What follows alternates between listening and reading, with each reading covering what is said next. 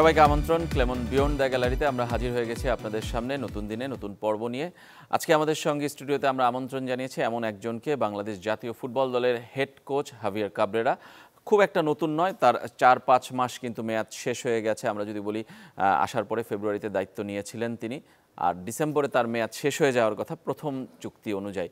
সেই হিসাবে একটা মিড টার্ম অবস্থায় আছেন হাভিয়ার কাবরেরা। তার পরিকল্পনাটা আমরা জানতে চাই, কিংবা সামনে বাংলাদেশে দুটি ফ্রেন্ডলি ম্যাচ আছে সেপ্টেম্বরে, ক্যাম্বোডিয়া এবং নেপালের বিপক্ষে। আমরা সেই ম্যাচগুলো নিয়েও কথা বলবো। Welcome to our show হাভিয়ার Cabrera. এবং আমাদের সঙ্গে আছেন বাংলাদেশ ফুটবল ফেডারেশনের সাধারণ সম্পাদক, যার নেতৃত্বে আসলে কর্মপরিকল্পনা চলে, আবু নাঈম সোহাগ। স্বাগত আপনাকেও। ধন্যবাদ। দর্শক, আপনারাও চাইলে অংশ নিতে পারেন আমাদের এই আয়োজনে। ফোন করতে হবে স্ক্রিনে দেখানো নম্বরগুলোতে। যে কোনো প্রশ্ন অথবা মতামত আমাদের সঙ্গে শেয়ার করতে পারেন। Javier, very first question, are you enjoying in Bangladesh? I'm really enjoying. In work or atmosphere of life? Everything from the beginning. Personally, it's been a great experience since I arrived here. The BFF have been taking care of me when I arrived here, and I'm enjoying both professionally and personally the life in Dhaka. And what about the football in Bangladesh? What's your assessment after the 4 or 5 months, I think so?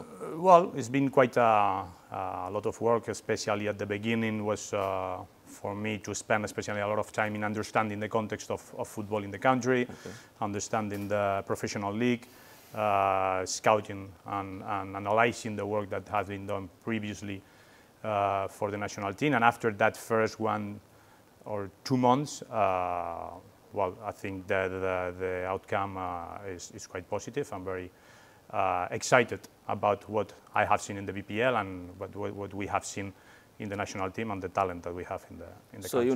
Now you know the ins and outs of the Bangladeshi football, I think so, more or less structurally. Yeah, definitely. Now I have a much better understanding of We'll talk to you about the plan of the next 2 matches. Before that, I want to go to the Abu Naঈm Sohag. সোহাগ ভাই, মানে কাবরেরার মাঝামাঝি আমরা বলছিলাম, ফুটবলের ব্যস্ততা আগে একটা সময় ছিল কয়েকটা মাস ব্যাপী হতো, এখন সারা বছর ব্যাপী ইন্টারন্যাশনাল এবং লোকালি অনেক ব্যস্ততা থাকে, এবং কোচদেরও ব্যস্ততা অনেক বেড়ে গেছে। কোনো খেলোয়াড়দেরও কোনো আসলে খুব একটা বিশ্রামের সুযোগ থাকে না এই সিজনটা শেষ হয়ে 1 মাস 2 মাসের এই গ্যাপে। আপনার কাছে কি মনে হচ্ছে যে কাবরেরার দেখে কেমন মনে হলো, তাকে কোচ হিসেবে বিএফএফ কেমন দেখছে, কিংবা তার জন্য কিংবা ফুটবলের জন্য আসলে প্ল্যানগুলো আমরা দেখছি এখন প্রচুর ন্যাশনাল টিমের ম্যাচগুলো আয়োজন করার চেষ্টা চলছে? ধন্যবাদ। অবশ্যই বাংলাদেশ জাতীয় দলের নেতৃত্বে বা কোচ হিসেবে যে দায়িত্ব পালন করুক, বাফুফে বা নট অনলি বাফুফে, টোটাল আসলে জাতীয় তো আমরা একটা ভালো রেজাল্ট আশা করি, ভালো রেজাল্ট প্রত্যাশা করি। এবং হাভিয়ার কাবরেরা তাকে যেহেতু আমরা এই বর্তমান মেয়াদে তাকে 1 বছরের জন্য দায়িত্ব দেওয়া হয়েছে, এর মধ্যেই আমরা আমাদের মার্চ উইন্ডোতে খেলা ছিল, আমাদের জুন উইন্ডোতে আমাদের মালয়েশিয়াতে গিয়ে আমরা আমাদের এএফসি এশিয়ান কাপের কোয়ালিফায়ার্স ফাইনাল রাউন্ডের 3টি ম্যাচ খেলেছি। আমাদের সেখানে একটা প্রস্তুতিমূলক ম্যাচ আমরা ইন্দোনেশিয়া খেলে গিয়েছি। আমাদের আপকামিং সেপ্টেম্বর উইন্ডোতেও আমরা ম্যাচ আয়োজন করার ব্যাপারে ম্যাচ খেলার জন্য ক্যাম্বোডিয়াতে যাচ্ছি। সো আমাদের দল যেন ভালো করে সেইটার জন্য কোচিং স্টাফ হাভিয়ার কাবরেরার নেতৃত্বে এবং তার পরামর্শ অনুযায়ী তার সাথেও কিন্তু আরও 3-4 জন কোচ কাজ করছে, গোলকিপার কোচ কাজ করছে, আমাদের বিদেশি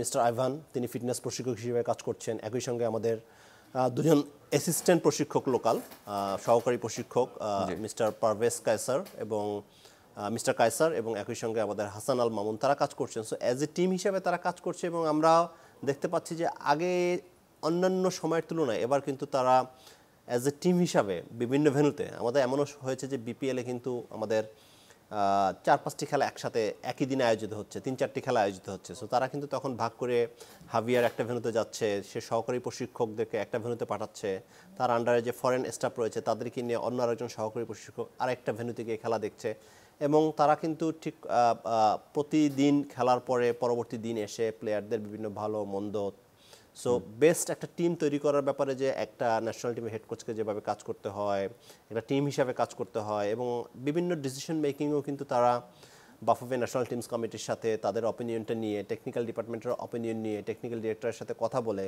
প্রয়োজন ভেদে বাফুফে সম্মানিত সভাপতির সাথে, আমাদের ন্যাশনাল টিমস কমিটির চেয়ারম্যানের সাথে আলাপ আলোচনা করে, এবং বেশ কিছু ডিসিশন দেখা যাচ্ছে যে তারা ক্লোজ ডোর বসে only those who R responsible, national টিমের সাথে head coach, assistant coach, physio, doctor যারা আছেন 7-8 জন, তারা বসে ক্লোজ ডোর মিটিং করে কোনটা দলের জন্য সুইটেবল, কোনটা বেস্ট অ্যাটিটিউড, কোনটা বেস্ট ডিসিশন হতে পারে, সেই বিষয়গুলো কিন্তু তারা প্রফেশনালি এই জিনিসগুলো করছে। এবং ফুটবল ফেডারেশনের পক্ষ থেকে আমরাও বলতে চাই যে আমরা আসলে কার্যক্রমগুলো একটু মানে গতানুগতিক ধারার বাইরে এসে প্রফেশনাল ওয়েতে জিনিসগুলো করা। এখন আগে আমরা অনেক সময় ফিফা উইন্ডো মিস করতাম, কিন্তু এখন কিন্তু আমরা 1.5-2 মাস আগে বলে দিতে পারি বা বলার চেষ্টা করি যে আসলে ফিফা উইন্ডোতে আমরা কোথায় যাচ্ছি, কার সাথে খেলছি, কবে খেলছি, এবং আমরা সেটার জন্য কতদিনের প্রস্তুতি নেওয়া হবে, জাতীয় দলের কোথায় প্রস্তুতি নেওয়া হবে, কীরকম প্রস্তুতি নিব, আমরা কোথাও কোনো কম্পিটিশনসে যাওয়ার আগে কোথাও কোনো প্রস্তুতিমূলক ম্যাচ কোনো দেশের সাথে খেলছি কি না, এবং দলটি আসার পরে আমাদের কী কী কর্মকাণ্ড থাকবে, সকল কিছু কিন্তু একটু গুছিয়ে করার চেষ্টা করছি। সো ইটস ট্রু যে আমাদের জাতীয় দলের বা নট অনলি জাতীয় দল, আমাদের টোটাল ফুটবল ক্যালেন্ডারটাই এই প্রফেশনাল যুগে অনেক বেশি সুবিন্যস্ত। There are lot of activities parallelly, 3-4টা কম্পিটিশন সকল সময়ই থাকে। আমাদের সামনে আন্ডার 18 বিপিএল টুর্নামেন্ট শুরু হবে, আন্ডার 18 বিসিএল এর ক্লাবগুলোকে নিয়ে প্রতিযোগিতা শুরু হবে। আমাদের first division, second division already শুরু হয়ে গিয়েছে। কিছুদিন আগে আমাদের পাইনিয়ার ফুটবল লিগ শুরু হয়েছে, স্কুল ফুটবল লিগ শেষ হয়েছে, পাইনিয়ার ফুটবল লিগ শেষ হয়েছে, আমাদের বিপিএল বিসিএল শেষ হয়েছে। আমরা পরবর্তী মৌসুম নিয়ে কাজ করছি। জাতীয় দলের ব্যস্ততা রয়েছে।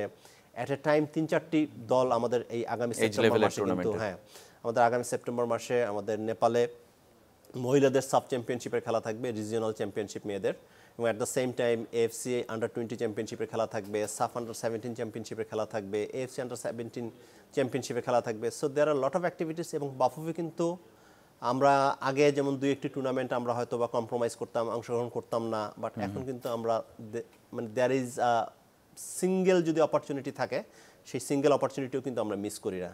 সো অবশ্যই আমাদের কর্মকাণ্ড বেড়েছে, ব্যস্ততা বেড়েছে। এবং একটা জানতে চাই যে এই ন্যাশনাল টিমের কথা যদি বলো, অনেক বেশি ম্যাচ আমরা খেলার চেষ্টা করছি, কিন্তু সবাই আমরা দেখতে চাই যে র্যাঙ্কিংয়ের উন্নতি হয়। আবার কেউ কেউ বলছে যে বেশি ম্যাচ খেলার কারণে আমরা র্যাঙ্কিংয়ে পিছিয়ে পড়ছি, আমরা হয়তো ওই রেজাল্ট অনুযায়ী সাকসেস পাচ্ছি না। মানে এইটার একটা ব্যালেন্সটা আসলে কোথায় হতে পারে? ধন্যবাদ। এইটার জন্য আসলে যেটা করতে হবে, আমাদেরকে যখন অফিসিয়াল কম্পিটিশনস লাইক হচ্ছে জুন মাসে কিন্তু আমাদের ম্যাচগুলো ফিফা এফসি নির্ধারণ করে দিয়েছে যে আমাদের গ্রুপিং হয়েছে, কাদের সাথে খেলতে হবে, তাদের সাথে আমাদের খেলতে হচ্ছে। আমাদেরকে এখন অন্যান্য যে উইন্ডোগুলো থাকে, বিকজ ফিফা যে সময়টা বেঁধে দেয়, ওই সময়ের মধ্যে একটা ম্যাচ খেলা আর ওই সময়ের বাইরে ম্যাচ খেলার মধ্যে কিন্তু পার্থক্য রয়েছে, ওয়েট ইজ বেশ ভালো একটা পার্থক্য রয়েছে। সো সবসময় চেষ্টা করা হয় যে ফিফা উইন্ডোতে ম্যাচগুলো খেললে সেটার একটা ভালো প্রভাব র্যাঙ্কিংয়ে থাকে। এখন কথা হচ্ছে আমরা ম্যাচ খেললাম কিন্তু জিততে পারলাম না, আসলে সেটা ইউজলেস। খালি ম্যাচ খেললেই হবে না, আপনাকে জিততেও হবে। আপনার র্যাঙ্কিং যদি বাড়াতে হয়, আপনাকে জিততে হবে, আপনাকে উইন করতে হবে, এবং তখন গিয়ে কিন্তু সেই যে রেটিং পয়েন্টটা, সেই রেটিং পয়েন্টের ওভারঅল একটা ক্যালকুলেশনের মাধ্যমে, রেটিং পয়েন্টটা এগিয়ে যাওয়ার মাধ্যমে র্যাঙ্কিংটা এগিয়ে যায়। সো এই বিষয়গুলোকে মাথায় রেখে এখন আমরা কাজ করছি। আমরা ক্যাম্বোডিয়ার সাথে খেলছি, বা আমরা যে নেপালের সাথে খেলবো, অফকোর্স আপনারা নিশ্চয়ই কোচের কাছে জিজ্ঞাসা করবেন যে আমাদের প্রত্যাশা কি। সো আমরা আশা করি আমরা জিতবো, এবং এভাবে করে বিভিন্ন সময় জেতার মাধ্যমে কিন্তু আসলে র্যাঙ্কিংটা বাড়তে পারে কিংবা এগিয়ে যেতে পারে বাংলাদেশ। আমরা দর্শকের ফোন নিতে চাই, পরিচয় জানিয়ে আপনার প্রশ্ন অথবা মতামত জানাবেন। আর সংযোগটি বিচ্ছিন্ন হয়ে গেছে। Coach, we are talking about the ranking or something like that, that we want to improve in our ranking, but we are not getting that much improvement in ranking. What's the behind that? What's the behind? Because we are playing against the strong teams, or we are not getting any success? I think that one can be one of the main factors, no? And last 4 games, I think, well, except for the Malaysia game, we have had very good competitive performances against Turkmenistan, Bahrain, and Indonesia. But as you are saying, they are probably much higher ranked teams and quite strong. No? So I think that now in this next window that we are competing against Cambodia and Nepal, and after the work we have done previously in the previous camp, we are going to have definitely big chances to, if we are able to compete at the same level that we did in those 3 games that we just said, we are going to have definitely big chances to So you are expecting that we can win? Definitely, we are going to aim for the win. That for sure. We have to be aware that we are playing both the games away. Missing that not to play in home? Of course. But we would love to. But that's something that hopefully will happen later. But that's at the end is something that can be an advantage for our rivals now. Okay. But we are absolutely convinced that if we are able to compete at our level, we are going to have chances to win games in Cambodia and in Nepal. we'll talk later on this part, but what Secretary said, and we saw that you and your coaching staff go to the every venues and saw the BPL matches. Very first time in a long history of Bangladesh football, our foreign coach go everywhere and saw the matches. What do you think? The standard of the league and the standard of the players increased or satisfied you? First of all, is to me, since I arrived and since I talked to Mr. Paul Smalley, the technical director, we completely agree from the beginning that to me and to him, one of the main responsibilities for the national team head coach is to be close to the game, to be close to the clubs, to follow up every single game, to involve the whole technical staff in all the decisions, and I think that has been one of our main strengths till now. Then, regarding the performance of the teams, I have seen a competitive league where at the end, obviously, we have seen Kings being more consistent in time. But I think it's a league where it's not easy that even the stronger teams have easy games, let's say. So we are quite happy what we have seen. Actually, if you look at the national team list, we have players from many teams of the league, and that is a very positive point. Did you find any new faces we can saw in your latest team? There might be some new faces. We haven't finalized yet the list. Tomorrow we have the final meeting again all together, sharing all the technical staff, our views in what we think is going to be the best list for the next 2 games. And well, there is a pool of players that we will make the final decision, but there might be some new faces. The young faces are like they played in the SAF Under-20s Championship. Do you find anything or not? That is definitely impressed with the performance. I think the work that has been done by the BFF in the last couple of years regarding the Elite Academy has been fantastic. Also with the women football, all the work that is being developed there by Paul Smalley and the rest of the technical staff is fantastic, and we are seeing that in the results of the SAF. So, and it's very motivating to see that kind of talents performing at that level and being, well, I think some of them actually have big chances to become professionals and big names in the national team. And yes, we were looking at them to call them for the national team, but as I think I was saying, now under-17 SAF is happening at the same time, as well under-20 AFC, so this time is going to be difficult to call some of the players. Okay. দর্শক আছেন আমাদের সঙ্গে, আমরা phone নিতে চাই। দর্শক পরিচয় জানিয়ে প্রশ্ন অথবা মতামত জানাবেন। সংযোগটা আবারও বিচ্ছিন্ন হয়ে গেছে। আমরা সোহেগ ভাইয়ের কথা বলছিলাম যে সাফ আন্ডার-20 এবং এলিট একাডেমির কথা বলছিলেন। এলিট একাডেমির পারফরমেন্সে আপনারা আসলে কতটা হ্যাপি? আপনার কি মনে হয় যে এখান থেকে আসলে সত্যিকারের কোয়ালিটি ফুটবলার বের হচ্ছে কিনা? বছর খানেকের মতো এখন কিন্তু হয়ে গেছে এই একাডেমি আপনারা চালিয়ে যাচ্ছেন। ওয়েল, মানে এলিট একাডেমি যেটা আমাদের বিশ্বশ্রেষ্ঠ শহীদ সিপাহী মোহাম্মদ মোস্তফা কামাল স্টেডিয়ামে হচ্ছে, তো সেই একাডেমি থেকেতে আসলে ভালো যে কাজ হচ্ছে সেটার সবচেয়ে বড় উদাহরণ হচ্ছে যে আমাদের মিরাজ বা আমাদের 2-1 খেলোয়াড় কিন্তু গত সিজনে বা আমাদের লাস্ট যে বিপিএল শেষ হলো সেখানে কিন্তু দলে খেলছেন, প্রফেশনাল ফুটবল লিগে তাদেরকে যেটা হচ্ছে অরিজিনাল মডেল প্লেয়ারদেরকে বিক্রি করার যে বিষয়টা, সো সেটা অবশ্যই একটা মানে ভালো দিক, বা আমাদের প্লেয়াররা যে আসলেই সেখানে প্রপারলি ডেভেলপড হচ্ছে। এবং সেটার সাথে আরও যোগ করতে চাই যে আরও 3-4 জন প্লেয়ারকে, ন্যূনতম 3 থেকে 4 জন প্লেয়ারকে কিন্তু আসন্ন BPL premier football league 2022-23 next সিজনে, আমাদের কিছুদিন পরে হয়তো বা দলবদল যখন শুরু হবে, আরও 3-4 জন প্লেয়ারকে নেয়ার ব্যাপারে কিন্তু বিভিন্ন ক্লাবে যোগাযোগ করছে বাফুফের সাথে।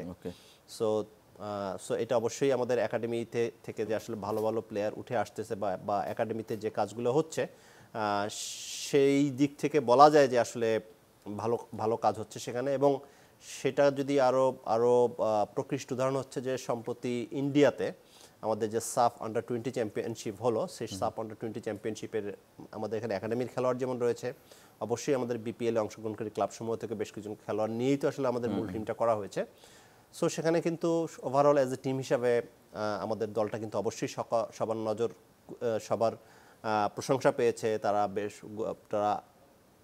কোনো ম্যাচ না হারে ফাইনালে খেলেছে এবং অবশ্যই ইন্ডিয়ার মাটিতে শক্তিশালী ইন্ডিয়ার সাথে ফাইনালে 90 মিনিটস পর্যন্ত 2-2 গোলে ড্র করে অতিরিক্ত সময়ে সেই 3-4 মিনিটের ঝড়ে যদিও আমরা 5-2 গোলে হেরেছি, স্কোর লাইন দেখে টোটাল খেলাটাকে বোঝানো সম্ভব না, but through out the tournament আমাদের দলের খেলাটা যেহেতু সকলের নজর কেড়েছে, সো আমাদের একাডেমিতে ভালো কাজ হচ্ছে সেটা বোঝা যাচ্ছে এবং এটা কিন্তু বাফুফেকে উদ্বুদ্ধ করেছে আরো বেশি একাডেমি নিয়ে কাজ করার। আমরা এই বিষয়টা আপনার কাছে ফিরবো, দর্শকের ফোন নিতে চাই, এবার দেখি পাই কিনা। দর্শক পরিচয় জানিয়ে প্রশ্ন অথবা মতামত জানাবেন। জি, আসসালামু আলাইকুম, আমি নূর আলম বলছি রংপুর থেকে। ওয়ালাইকুম আসসালাম, জি বলেন। আমি অতিথি মহোদয়দের কাছে একটা প্রশ্ন রাখতে চাই যে আমরা কিছুদিন আগে এলিটা কিংসলে নামের একজন ফুটবলারকে, আমরা বিদেশি ফুটবলারকে নাগরিকত্ব দিয়েছিলাম যে তারা মানে সে যাতে আমাদের অ্যাটাকিংটাকে একটু শক্তিশালী করতে পারে।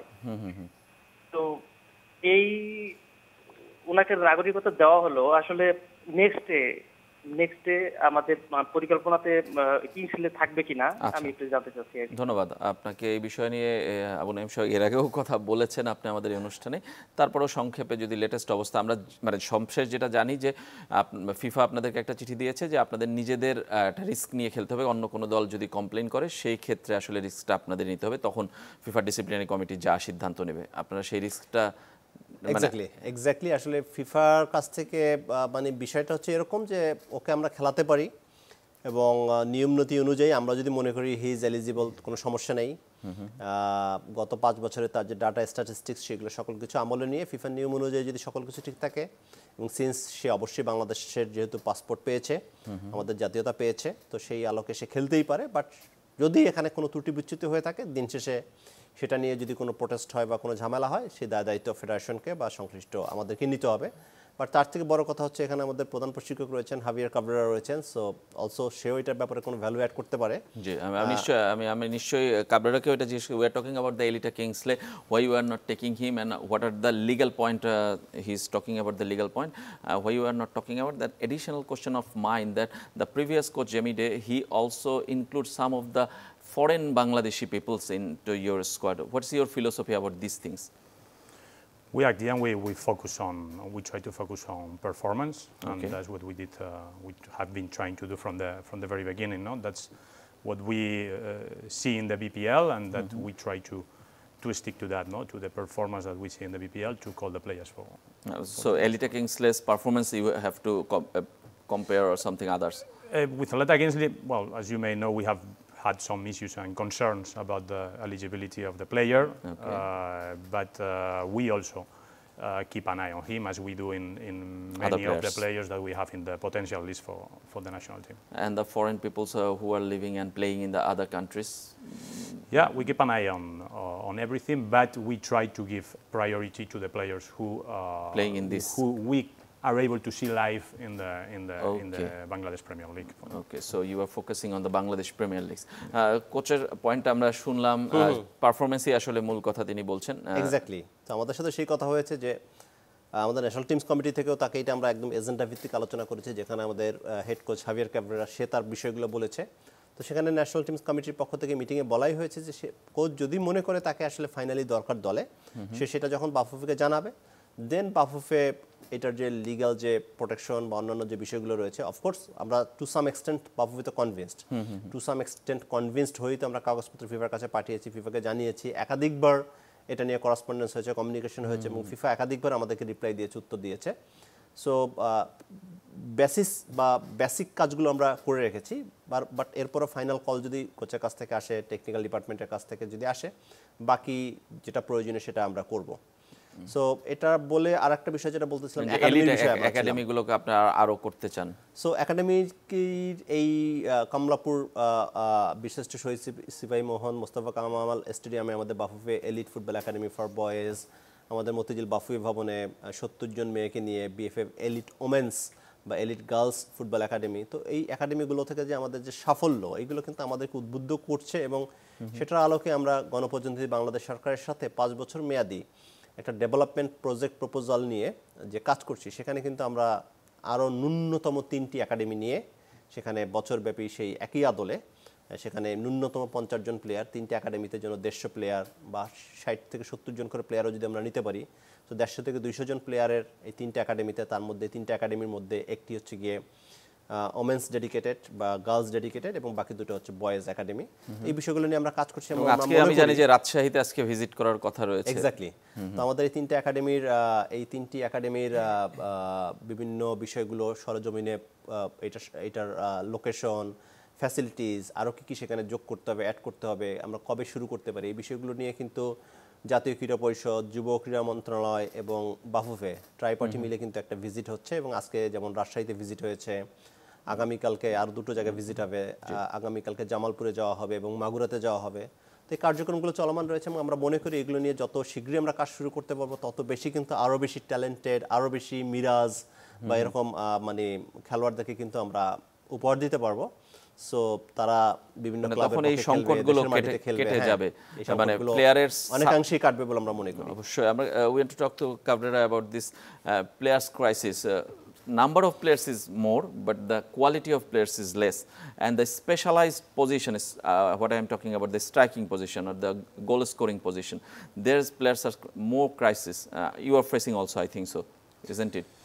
Yeah, but I agree with you that we have been facing some problems to score goals, let's say, to capitalize the chances that we have had in different games. Yeah.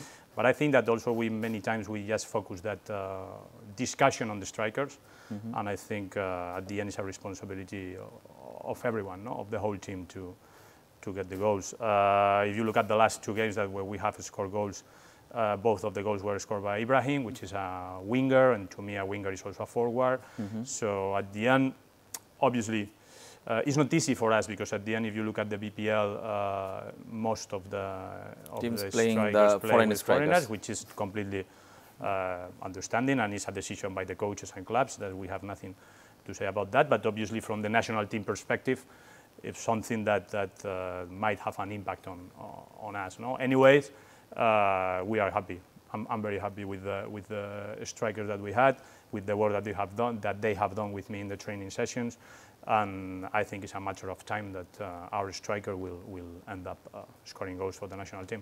We have to wait for their goals. And hopefully they scored in the next matches and next 2 matches. দর্শক আছেন আরো একজন, আমরা phone নিতে চাই, পরিচয় জানিয়ে প্রশ্ন অথবা মতামত জানাবেন। আসসালামু আলাইকুম, আমি রাজশাহী থেকে বলছি গালিব। জি, ওয়ালাইকুম আসসালাম। আমি ক্যাবরিয়াকে একটা কোশ্চেন করতে চাচ্ছি। জি, শুনছেন? Hello Cabrera, how are you doing? Question for you. I have a question about Mahdi and Nawab. What you're thinking about him? Mahdi and Nawab. Okay. Mahdi and Nawab. Mahdi and Nawab, to me, they are 2 players with important technical talent, definitely, and they are players that probably have not got have that much of continuity, probably in their playing time, but players that again we also keep an eye on them and always following up.